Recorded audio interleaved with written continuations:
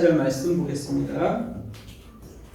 제자들이 감람원이라 하는 산으로부터 예루살렘에 돌아오니 이 산은 예루살렘에서 가까워 안식일에 가기 알맞은 길이라. 들어가 그들이 유하는 다락방으로 올라가니 베드로, 요한, 야고보, 안드레와 빌립, 도마와 바돌로메, 마테와 및 알페오의 아들 야고보, 셀로신 시몬, 야고보의 아들 유다가 다 거기 있어 여자들과 예수의 어머니 마리아와 예수의 아이들과 더불어 마음을 같이하여 오로지 기도에 힘쓰더라. 성령과 기도의 사람이라는 제목으로 말씀을 나누겠습니다. 여러분, 로빈 마이어스라는 작가가 책을 썼는데 예수를 교회로부터 구출하라 라는 책을 썼어요. 제목이 상당히 파격적입니다. 예수를 교회로부터 구출하라. 이 책의 표지는 더 파격적이에요. 어떤 책이냐면 그 표지에 예수님의 입을 공업용 테이프로 붙여놨어요. 공업용 테이프 알죠? 그걸 붙여놨어요. 표지입니다. 여러분, 무슨 말이냐면 예수님을 우리가 경배의 대상으로 보기는 쉬워요. 근데 인간 예수로 보기는 어렵습니다. 그러니까 많은 사람들이 경배의 대상으로 봤을 때 편해요. 예수님 찬양합니다, 경배합니다, 예배합니다 할 때는 그냥 편합니다. 근데 인간 예수로 받아들이기 시작하면 불편한 거예요. 왜? 따라야 되는 존재니까. 내가 예수님의 길을 걸어가야 되는데 그러고 싶진 않은 거예요. 그냥 경배의 대상으로 멀찌감치 계신 분으로만 존재하는 거예요. 우리 오늘날 교회가.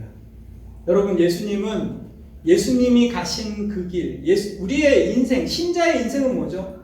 예수님을 닮아가는 거예요. 여기 계신 분 한 분 한 분이 성령을 받은 사람들이고 하나님의 자녀. 하나님의 자녀는 삶의 목표가 부자가 되는 게 아니에요. 성공하는 게 아니에요. 여러분, 예수님의 자녀들의 삶의 목표는 뭐라고요? 예수님을 닮는 거예요. 내가 누군가에게 작은 예수가 되는 거예요. 내가 누군가에게 선물이 되는 거예요. 내 인생이. 그게 하나님이 바라는 하나님의 뜻이에요. 하나님의 뜻은 멀리 있거나 거창한 것이 아니라 일상의 삶 속에서 나의 언어에 있어요. 내 인격에 있고 내 삶에 있습니다.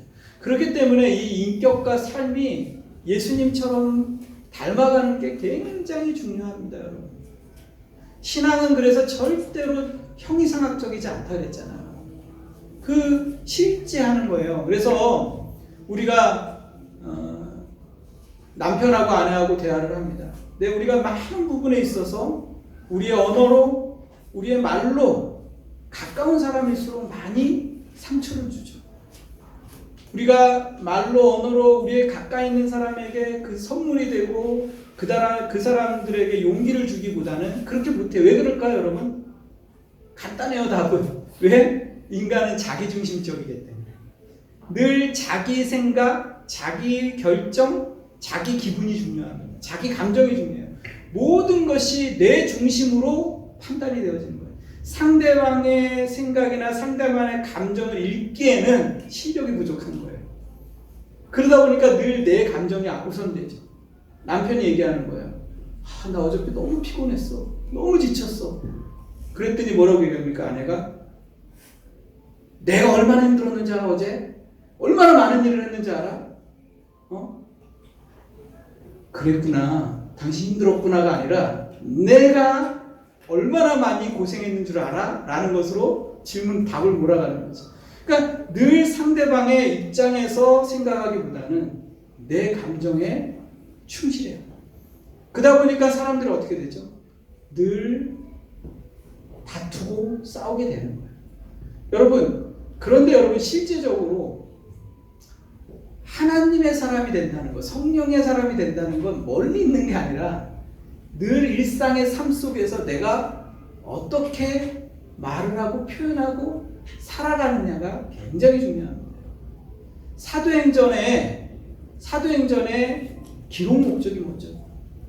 사도행전의 기록 목적이라는 것은 뭐냐 하면 우리가 지난주에 계속 살펴봤지만 우리가 사도행전에 대해서 오해를 해요. 어떻게 오해를 하냐 하면 아주 중요한 몇몇 인물, 바울이나 베드로나 빌립이나 이런 사람들의 영웅담, 아주 훌륭한 사람들의 어떤 행적으로 우리가 이해를 하기 쉽잖아요. 근데 사도행전은 그런 게 아니다 라고 얘기했어요. 뭐라고 얘기했죠? 사도행전은 성령이 주도적으로 사역을 하는데 성령을 받은 사람, 하나님의 영을 받은 사람들이 성령과 함께 어떻게 삶을 살아가는가. 그러니까 사도행전은 결국 우리의 인생의, 신자의 인생의 조감도 같은 거예요. 우리의 신자가 성령을 받은 하나님의 자녀들이 어떻게 인생을 살아갈지를 보여주는 하나의 청사진이라고. 그런 의미에서 사도행전 굉장히 중요하죠. 여러분. 성령을 통해서 주도적으로 하나님께서 이 땅을 어떻게 이끌어 가시는지, 그리고 하나님의 백성들을 통해서 어떻게 인도하시고 역사하시고 완성으로 가고 있는지를 보여주는 거라고요. 그러니까 하나님이라는 분은 저기 멀찌감치에 계시면서 우리를 그냥 지켜보시거나 그냥 방관자가 아니라는 거예요. 하나님은 어떤 분이시죠? 우리의 인생 깊이 오셔서 역사하시고 개입하시고 함께 하시는 분으로 존재한다는 게 뭐예요? 사도행전이에요. 절대로 예수님은 멀리 계신 분이 아니에요. 하나님의 영으로서 우리가 함께 하시는 거예요. 그러니까 하나님께서 우리가 함께 하신다라는 것이 죄를 짓는 자들에게는 불편한 일이라고요. 어렵죠. 왜냐하면 내가 죄 가운데 있는데 하나님이 나와 함께 계시면 불편한 거예요. 그런데 내가 죄를 뉘우치기로 결정하고 내가 새로운 삶을 살아가기로 결정하는 자에게는 그게 은혜죠. 그렇지 않습니까? 그렇기 때문에 하나님께서 나와 함께 하시고 지금 이 시간에도 나의 모든 일상생활에 함께 하셔서 오셔서 내가 말하는 언어, 내가 말하는 태도, 이 모든 것들 속에서 하나님께서 역사하는 게 뭐다? 사도행전이에요.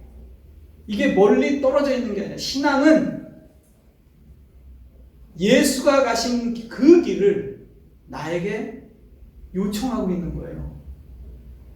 근데 그것을 어떻게 하냐면 성령을 통해서 나와 함께 하시겠다는 거죠. 이게 사도행전의 기록 목적입니다. 그래서 오늘 여러분이 어떤 존재이며 내가 누구인지를 깨닫고 풍성한 삶, 성령께서 함께 하시는 그런 놀라운 하나님의 자녀의 삶을, 승리하는 삶을 오늘 배우고 경험하시기를 축원합니다. 여러분, 그래서 사도행전을 보면 여러분 재밌는 게 있어요. 그 뭐냐 하면 사도행전의 그 성령 강림이 서두에 나온다는 거예요. 1장에. 만약에 성령 강림이 중요한 사건이잖아요. 굉장히 중요한 사건이잖아요. 그러면 결론으로 나와야 되잖아요. 마지막 히날레로. 근데 사도행전에 어디 기록됐다고요? 1장에. 서두에. 그 말은 뭐냐 하면 신자의 삶의 시작은 뭐라고요? 성령의 강림으로부터 시작합니다. 교회의 시작은 언제 시작됐어요? 성령 강림으로부터 시작됐다고요. 성령 강림이 1장에서 임하고 교회가 시작됐어요. 그리고 교회가 확장되고 또 땅끝까지 이르러서 증인이 되는 그러한 삶을 보여주는 것처럼 신자에게 있어서도 성령 강림이 신자의 삶의 시작이라고요. 그로부터 나는 성령을 받고 하나님의 자녀의 삶이 시작되는 거. 그리고 어떻게 그 인생이 펼쳐지는가? 이렇게 쫙 펼쳐지는 거예요. 언젠가 마지막에 예수님이 여러분을 부르시겠죠. 하나님이 마지막 결산. 그 전까지 성령에 의해서 여러분은 인도함을 받는 거예요. 믿습니까? 이게 굉장히 중요하죠. 그러니까 성령에 대해서 여러분 성령을 근심케 하면 안 돼요. 성령과 동행하는 거예요. 여러분 성령과. 성령이 내 안에 내주하시는 거예요. 내 안에 거하시면서 하나님의 영이 내 안에. 그러니까 여러분 성령을 들어본 적도 없습니까? 하나님의 영이 있어요. 그 영이 성부, 성자, 성령이 있는데 그 하나님의 영이 어디에 계시다고요? 여러분 안에. 믿습니까? 아멘. 옆에 있는 분에게 이렇게 얘기하세요. 당신은 대단한 존재입니다. 진짜예요. 왜? 나는 놀라운 존재예요. 성령이 거하시는 계시는 존재이기 때문에 함부로 할 수 있는 존재가 아니라고요. 그러니까 하나님의 영이 있기 때문에 여러분 성령을 근심하게 하면 안 되고 성령과 동행해야 돼요. 동행한다는 게 뭐예요? 여러분 내가 마음에 맞는 장로님, 너무 좋아하는 장로님 등산을 하는데 같이 손 붙잡고 등산할 수 있어요. 마음에 안 맞으면 할 수 있어요? 없어요? 못하죠. 너는 너 길 가, 난 내 길 갈게. 이렇게 되지. 이해가 되십니까? 동행한다는 게 어떤 말인지 알겠어요? 함께하는 거예요. 근데 우리가 보세요. 평상시에 성령에 대해서 관심도 없어요. 무관심해요. 아무런 생각도 없어요. 늘 내가 먹고 사는 문제. 중요하죠. 중요하지 않은 게 아니에요. 하나님도 중요하게 여기십니다. 여러분의 먹고 사는 문제 도와주십니다. 근데 내가 늘 먹고 사는 문제, 염려, 근심, 걱정, 미래에 대한 불안감, 현실에 대한 막막함, 탈출구가 없어요. 그러니까 어떻게 해요? 지겨운 인생 쾌락으로 풀어가는 거예요. 쾌락으로. 육체적 쾌락으로 그 해답을 찾는 거예요. 이게 반복되는 거예요. 그러다가 일주일에 한 번 교회 예배를 드려요. 그러면 여러분이 확 성령의 사람이 돼요? 불가능한 거예요. 내 평생, 내가 매일 삶 속에서 내 생각, 내 기분, 내 감정, 내 마음, 여기에 매일 몰두해 있어요. 그런데 갑자기 성령의 생각을 하게 됩니까? 어떤 일을 결정할 때 내 뜻을 내세우지, 내 생각에는, 내 결정에는 이렇게 얘기하지, 내 생각에는 이렇지만 성령께서 원하시면 그거를 하겠습니다 라고 얘기하겠네요. 내가 기꺼이 손해를 보지만 이것이 나에게 불이익을 당하지만 어렵지만 성령께서 하시는 일이라면 기꺼이 그것을 감수하겠습니다 하겠네요. 어려운 일입니다. 여러분, 그래서 성령과 동행한다는 거. 여러분, 우리의 하나님의 일은, 성령의 일은요, 굉장히 합리적이거나 논리적이다라고 생각하면 안 돼요. 합리성과 논리성을 때로는 초월합니다. 5,000명을 먹이실 때 제자들은 생각했어요. 이 많은 무리들을 어떻게 먹입니까? 예수님 뭐라 그랬어요? 너희가 가진 것을 나눠주라 그랬다고요. 너희가 가진 것을. 예수님께서 돌들로 떡덩이를 만들 수 있는 분이에요. 돌들은 지천에 널렸잖아요. 그 팔레스타인에. 그 얼마나 많겠어요, 돌들이요. 그 지형이 그런데. 그 떡으로 만들어서 줄 수 있어요. 그러면 예수님이 더 높아지겠죠. 엄청나겠죠. 예수님이 그렇게 안 했어요. 너희가 가진 것을 나눠주라. 너희가 가진 것을.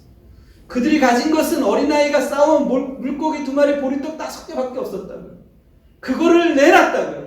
그러자 거기에서 기적이 일어났어요. 제자들은 합리적으로 논리적으로 접근할 수 없는 거예요. 제자들의 생각에서는. 이해가 안 가죠. 그런데 어떻게 됐어요? 내가 가진 작은 것을 내어놨는데 거기서 기적이 일어나요. 하나님의 기적은 그렇게 일어나는 거예요. 하나님 우리를 동력자로 부르신다는 것은 하나님은 얼마든지 하실 수 있어요. 실력이 없는 게 아니에요. 그런데 성령께서 우리를 동력자로 부르시고 계십니다. 나와 함께 하시겠다는 거죠. 사도행전이 그런 거예요. 성령께서 혼자 단독으로 하는 게 아니라 나를 동력자로 부르셔서 하나님의 교회의 완성을 나와 함께 하시겠다. 놀랍죠? 여러분, 무리를 걸어가신 예수님, 파도를 잠잠케 하시는 예수님, 홍해바다를 가르신 예수님, 여러분 합리적으로 이해가 되십니까? 여러분의 인생도 마찬가지예요. 신앙은 도전이고 모험입니다. 신앙은 믿음으로 내가 성남 파도에 한 걸음 내딛는 거예요. 뭘로? 믿음으로. 성령께서 그때 하나님의 기적을 내 인생 가운데 보여주기 시작하는 거예요. 편안하고 안정적이고 합리적인 길을 걸어가는 게 아니라고요, 여러분. 믿음으로 내 인생에 한 걸음 내딛기 시작하면 하나님의 역사가 있는 거죠. 또한 여러분, 성령께서 하시는 일을 보면 우리의 인생의 가정을 함께 하신다고요. 두 번째. 그러니까 초림과 재림 사이에 우리의 인생의 모든 과정을 성령께서 함께 하세요. 이게 무슨 말이냐 하면 여러분, 예수님이 초림하셨죠. 처음 오셨죠. 재림하는 건 다시 오시는 거죠. 근데 여러분 보세요. 우리 성령의 강림은 이 사이에 있다고요. 초림과 재림이 많이 달라요. 어떻게 다릅니까? 예수님이 처음 초림하셨을 때, 오셨을 때는요, 감추어진 채 오셨다고요. 아무도 모르게 오셨어요. 동방박사 3사람만 왔어요. 별을 보고 징조를 보고 뭔지도 모르고 왔다고요. 마국간에서 아무도 모르게 오셨어요. 마지막 예수님이 재림할 때는 모두가 알도록 온다고요. 그를 찌른 자들도 볼 수 있도록 오신다고요. 모든 사람들이 그렇게 재림하세요. 감추어진 채 오시지 않아요. 예수님이 처음 오실 때는 그 칼을 숨기고 오셨단 말이에요. 근데 마지막에 오실 때는 칼을 가지고 오신다고요. 뭐로? 심판해 주러 오셔요. 처음에는 구원하시기 위해서 오셨기 때문에 어린 양으로 연약한 인간의 모습으로 오세요. 구원하시기 위해서 우리에게 선택권을 주는 거예요.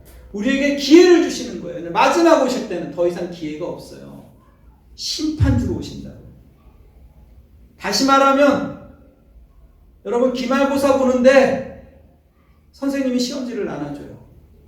예수님이 처음에 초림하실 때는 시험지를 나눠주시는 모습으로 오신 거라고요, 여러분. 근데 마지막에 예수님이 오실 때는요, 채점하러 오신다. 내가 알기는 다 알아요. 교회에서 얼마나, 내가 몇 년을 교회 다녔는데요. 성경을요, 식독을 했어요, 식독을. 알긴 아는데요, 시간이 부족해서 못 풀었어요. 하나님, 제가요, 알긴 아는데 실수를 했어요. 오답을 썼어요, 실수로. 내가 게을러서 못 풀었어요. 이런 말이 통해요, 안 통해요? 안 통한다고요. 그때는 하나님께서, 예수님이 왕권을 가지고 심판주로 양과 염소를 가르고, 지옥과 천국이 나눠진다고요. 더 이상의 기회가 없어요. 그런데 이 재림을, 불신자와 신자의 가장 큰 차이가 뭐예요? 신자는 재림을 믿어요. 그러나 불신자는 예수님이 다시 온다는 걸 믿지 않아요. 그러니까 어떻게 돼요? 오늘 놀고 먹자가 됩니다. 인생 뭐 있어가 되는 거예요. 한번 즐기는 거다, 이렇게 되는 거예요. 고단하고 어려우면 그냥 끝장내자, 이렇게 되는 거예요. 그러니까 그냥 던져버리는 거예요. 뭐 아니면 도지, 이렇게 되는 거예요. 그러나 하나님의 백성은, 하나님 예수님이 재림주로 왕권을 가지고 심판주로 오신다는 걸 믿기 때문에 어떻게 돼요? 나의 일상의 삶을 진지하게 두려움으로 살아가는 거예요. 이 차이가 있는 거예요. 그 말은 뭐냐면, 내 일상의 삶 가운데 지금은 뭐예요? 시험지를 받았다고요. 시험지를 풀어야 되잖아요. 누가 함께 한다고요? 성령님께서. 성령님께서 예수님의 말씀을 생각나게 하시고, 가르쳐 주시고, 진리를 풀어 주시고, 인도하시고, 보호하시고, 함께 하셔서 우리에게 좋은 결과를 맺을 수 있도록 지금 뭐 한다고요? 가정을 함께 하시고 계시다고. 믿습니까? 이게 얼마나 감사해요.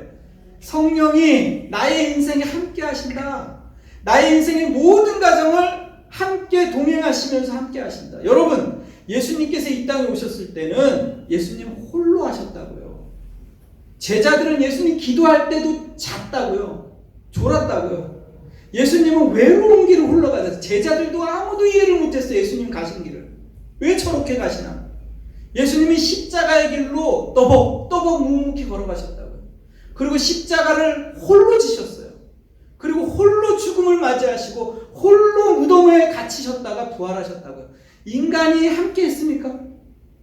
홀로 그 모든 과정을 홀로 수행하셨어요. 메시아 직무를. 그런데 어떻게 성령이 오시면서, 성령이 오셨다는 사실은 그 예수님이 걸었던 십자가의 길과 죽음과 부활의 길을 이제는 너가 걸어가야 된다는 거예요. 너가. 이제는 네가 걸어가야 된다, 그 길을. 이게 성령의 오심이에요. 강림의 의미입니다. 성령이 강림하셨다는 것, 내가 성령을 받았다는 것은 이제 예수가 걸어간 그 길을 내가 걸어가야 되는 거다. 예수님이 걸어갔던 그 십자가의 길을 내가 걸어가야 되는 거다. 예수님이 걸어갔던 그 부활이 뭐예요? 나의 부활이 되는 거예요. 여러분 성령을 받지 않으면 여러분 아무도 부활할 수가 없어요, 여러분. 그러니 성령을 나는 십자가의 길도 싫고 그 부활의 그런 거 싫으니까 나는 안 갈 거야 라고 얘기하겠습니까? 어떻게 내가 예수님의 길을 걸어가? 나 같은 존재가 안 갈 거야 이렇게 얘기하겠어요? 여러분에게 부활도 없고 천국도 없는 거예요.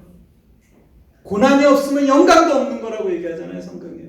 십자가에 죽음이 없으면 부활도 없다고 얘기를 하잖아요, 여러분. 그래서 사도 바울은 내가 그리스도와 함께 십자가에 못 박혔나니 이제는 내가 사는 것이 내가 아니요 그리스도 예수 안에서 사는 거라고 얘기하고 있지 않습니까? 그거예요, 그거. 그러니까 예수님의 성령께서 나에게 함께 하신다는 의미가 얼마나 놀라운 건지 여러분 기억하시면서, 그러니까 그 로빈 마이어스가 왜 책에 예수님의 입에 공업대인표를 붙였는지 아시겠죠? 그 길은 걷고 싶지 않는 거예요. 그런데 천국은 가고 싶은 거예요. 교회로부터 예수를 구출하라. 오늘날 교회의 모습이 그런 모습이에요. 신자들의 모습이 그런 모습이에요.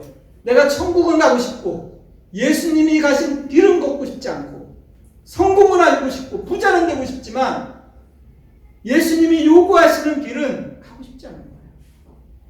여러분 한 사람 한 사람은 성령으로 인해서 예수님을 닮아가는 분이다. 그러면 어떻게 가능한가? 그것이 세 번째,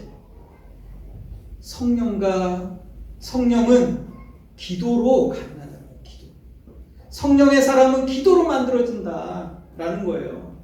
여러분, 우리 기독교는요 행위 구원을 얘기하지 않아요. 내가 그러면은 내 행위로 내가 열심을 내고 내가 그렇게 열심히 선한 일을 해서 구원을 받느냐? 그렇지 않아요. 은혜로 구원받는 거예요. 그렇다면 여러분이 막 살아도 된다는 얘기입니까? 내 맘대로 살고 내 맘대로 믿고 죄 짓고 살아도 된다는 얘기예요? 그 말이 아니에요. 여러분 성령을 받고 성령의 사람이 되면 뭐가부터 변화되겠어요? 그의 삶부터 변화되겠죠. 그의 언어부터 바뀌겠죠. 그의 삶의 인격이 그의 삶 속에서 녹아지겠죠. 그거 어떻게 따로 놀겠습니까? 그걸 뭐 따로 노는 걸 뭐라 그래요? 그걸 하석화된 신앙이라고 해요. 죽은 신앙. 바리새인이 예수님 당시에만 있는 게 아니라 오늘날에도 있죠. 그렇죠? 늘 생각해야 돼. 내가 바리새인은 아닌가. 생각하셔야 되는 거예요. 오늘 말씀에 보면 1장 14절에 이렇게 얘기합니다. 여자들과 예수의 어머니 마리아와 예수의 아우들과 더불어 마음을 같이하여 오로지 기도에 힘쓰더라. 예수님께서 기다리라 그랬어요. 성령을 기다리라. 그런데 뭐 하라고요? 기도하면서. 그들이 기도하기 시작했다고. 기도는 성령의 사람이 되게 하는 거예요. 기도 되게 중요합니다. 왜 그렇죠? 우리가 영적인 존재이기 때문에. 우린 육적인 존재가 아니에요. 단순히 먹고 마시는 거로 내 영혼의 공허함이 채워지지 않는다고요, 여러분.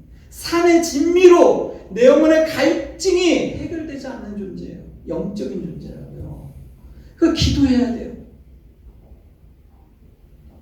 하나님을 사랑하는 그 마음으로 여러분의 영혼을 꽉 채워야 돼요. 그때만큼 여러분이 행복한 순간은 없을 거예요, 인생에.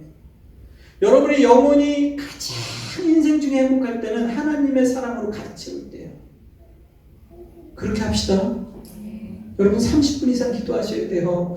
내가 언제부턴가 기도가 멈추기 시작했다. 내 인생은 메말라지기 시작합니다. 사막처럼 되기 시작합니다. 다 갈라져 버리는 거예요. 생물이 살 수 없도록. 제가 아침에 일어나면 유나가 학교를 가잖아요. 그러면 저는 베란다에서 성경을 놔뒀어요. 거기서 성경 말씀을 읽고 기도하는 시간을 갖습니다. 근데 그 시간이 습관적으로 하는 그 시간이 굉장히 마음을 편안하게 하고 하나님의 영이 나를 사로잡는 그 시간, 짧은 시간이지만 너무 좋은 시간이 있어요. 여러분 하루 중에 여러분이 하나님을 깊이 만나는 시간을 가져야 돼요. 여러분이 일을 하다가 하나님과 교제하셔야 돼요. 기도하셔야 돼요.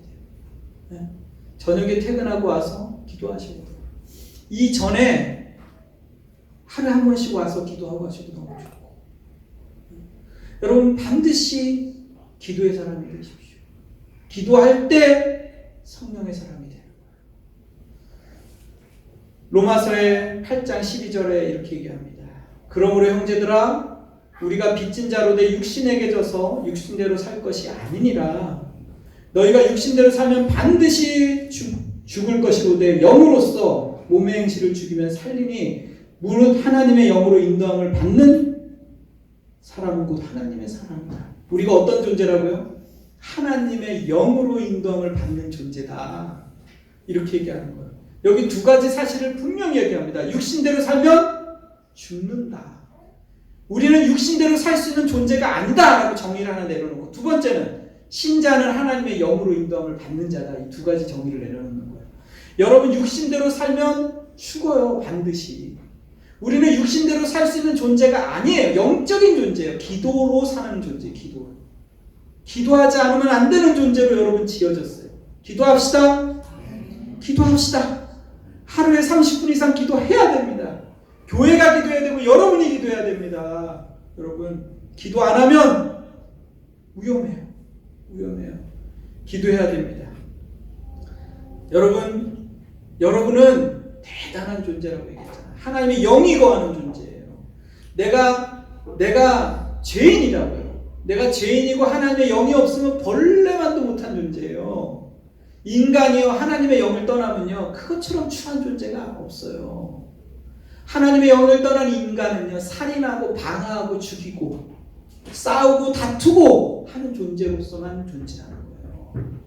공허한 존재라고요. 인간은 그렇잖아요. 여러분, 얼마나 많이 이 땅에 일어나는 흉악범죄가 있어요. 하나님을 떠난 인간의 모습이에요. 여기 무용고 처리돼서 죽는 사람 많다고 얘기해요. 얼마 전에 누굴 만났는데 그분이 그러더라고요. 여기 20년인가를 살았는데 어떤 사람이, 여러분도 아는 사람일 수 있어요. 여기서 사업도 하고 아주 뭐 번성하게 여러 가지 했대요. 죽었어요. 무용고 처리가 되는 거예요. 그래서 한국에다 연락을 했대요.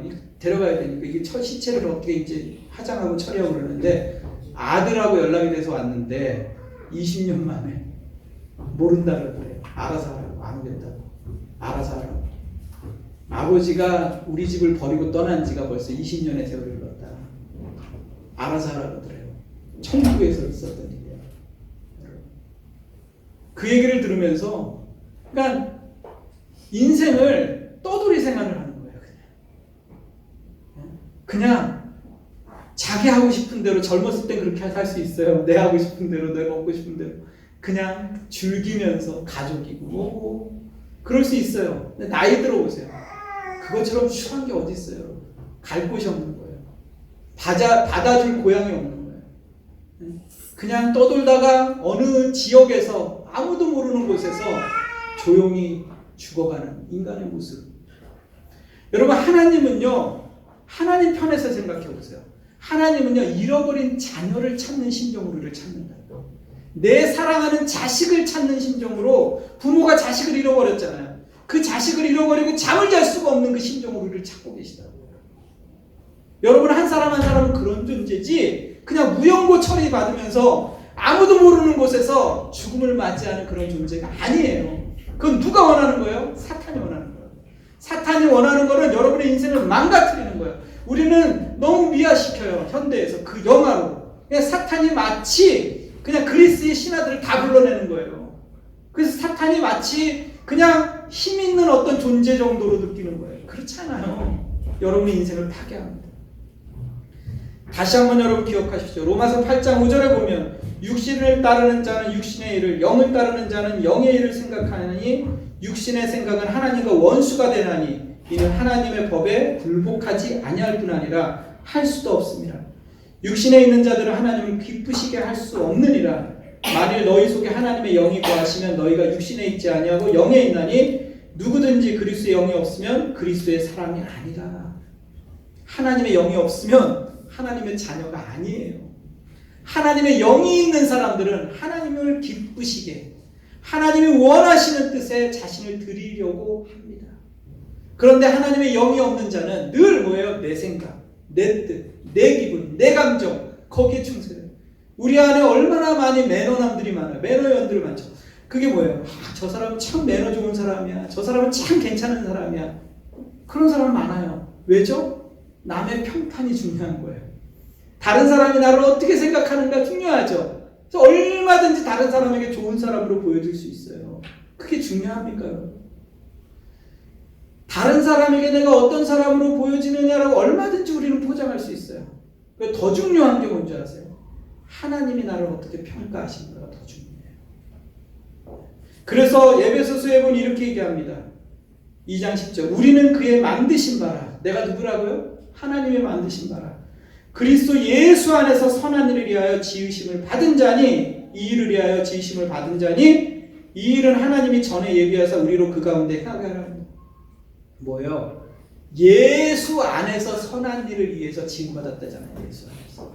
예수님께서 나에게 어떻게 요구하시는가가 중요하지, 다른 사람이 나를 어떻게 평가하느냐에 따라서 우리는 얼마든지 가면을 쓸 수 있다고요. 좋은 사람으로 보이기 원하지, 다른 사람에게 괜찮은 사람으로 보이기 원하지. 그래서 우리가 체면 때문에 얼마든지 선한 일을 할 수 있다고요. 그렇게 포장되어서 우리가 비춰지는 모습이 아니라, 그거는 껍질에 불과해요. 언제든지 내 속이 드러날 수 있어. 그러나 더 중요한 건 뭐죠? 하나님, 예수 안에서 선한 일을 위해서 지음받은 자. 이게 뭐야? 성령의 사람들. 결론을 내립니다. 여러분은 어떤 존재라고요? 성령께서 함께하는 존재. 나는 누구다? 성령께서 함께하는 존재다. 성령의 사역에 나를 부르고 계시는 거예요. 예수의 길을 걸어가도, 예수님의 형상으로 지어지고 예수님의 형상을 닮은 자예요. 여러분, 그냥 아무도 모르게 허망하게 멸망으로 여러분의 인생이 끝날 존재가 아니라고요. 자살하지 마십시오. 여러분의 영혼의 자살을 하지 말라고요. 내 인생의 내 목숨을 여러분 그냥 그렇게 하찮게 여기지 마셔요. 성령과 기도로 거룩해지는 존재라고요. 예수님을 닮아가는. 그래서 세월을 낭비하지 마십시오. 그리고 하나님의 역사를 일상의 삶에서 경험하셔야 돼요. 매일의 삶에서. 여러분, 어떤 거창한 일이 아니라고요. 성령의 역사가. 물론 그럴 수 있지만 여러분이 일상의 삶 속에서 밥을 할 때, 빨래를 하고 설거지를 하고 자녀를 위해서 음식을 준비하고 직장을 나가서 직장의 일을 하고, 이 모든 일이 성령이 함께 하시면 그 속에서 매일의 삶에서 여러분이 거룩해지는 거예요. 거기서 여러분이 하나님을 만나고 누군가에게는 여러분이 예수님의 편지가 되는 거예요. 그것이 바로 성령이 역사하는 성령의 사랑인 것을 기억하시기를 바랍니다. 함께 우리 말씀을 기억하면서 같이 찬양하겠습니다. 슬픈 마음 있는 자, 슬픈 마음 있는 자,